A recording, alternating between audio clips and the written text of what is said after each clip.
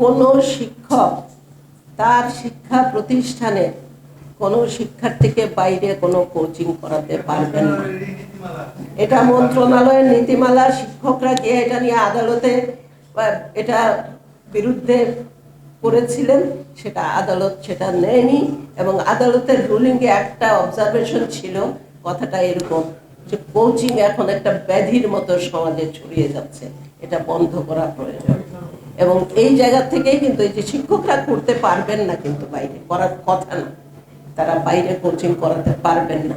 তারা আমরা যেটা রেমেডিয়াল লার্নিং এর মধ্যে আমাদের যে বক্তব্যটা ছিল, যেটা আমরা করে থাকি প্রস্তাবনা, সেটা হলো স্কুলের ভেতরে, অনেক স্কুলই কিন্তু করায়, ভেতরে তারা কিন্তু দুর্বল শিক্ষার্থীদের নিয়ে, এটার জন্য তো এক্সপার্ট আমাদের ডক্টর মঞ্জুর ভাই, এই যে দুর্বল শিক্ষার্থীদের নিয়ে কিন্তু এটা করানো যায়, এটা করতে পারেন। এটার জন্য তাদেরকে বাড়তি একটা দেয়া যেতে পারে, শিক্ষার্থীদের কাছ থেকে অল্প টাকা নেয়। কিন্তু বাইরে এখন কোচিং সেন্টার বন্ধ করা একটা অন্য চিত্র। কোচিং সেন্টারগুলোতে কিন্তু আমাদের বিশ্ববিদ্যালয়ের অনেক শিক্ষার্থীরা কিন্তু পড়ায়, এটা তাদেরও একটা রুজির অংশ। কোচিং সেন্টারের সাথে শিক্ষকদের কোচিং বাণিজ্য, এটা একটু আলাদা করে দেখার প্রয়োজন আছে। তবে আদালতের নির্দেশনাটা মানা হচ্ছে না, এটা বলতে বাধ্য হচ্ছে। আর আমি এখানে একটু আমাদের নটরডামের একজন আছেন, তার কাছে একটু যাই। জ্যোতি গোমেজ কিছু বলবেন একটু দ্রুত।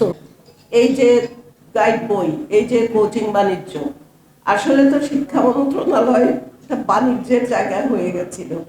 নিয়োগ বাণিজ্য, ভর্তি বাণিজ্য, কি বলে প্রমোশন বাণিজ্য, সবকিছুই বাণিজ্যের মধ্যে। গাইড বই বাণিজ্য, কোচিং বাণিজ্য, একটা বাণিজ্য মন্ত্রণালয়ের মতো হয়ে গেছিল। সেই জায়গা থেকে তারা উত্তরণ ঘটাবেন আমরা আশা করব। করতে গেলে কিন্তু সমন্বিত শিক্ষা আইনটা খুব প্রয়োজন। এটা আইনি কাঠামো ছাড়া অনেক কিছু আছে এর মধ্যে, যেটা ওনারা বাস্তবায়ন করতে পারবেন না। এটাই আমাদের বক্তব্য।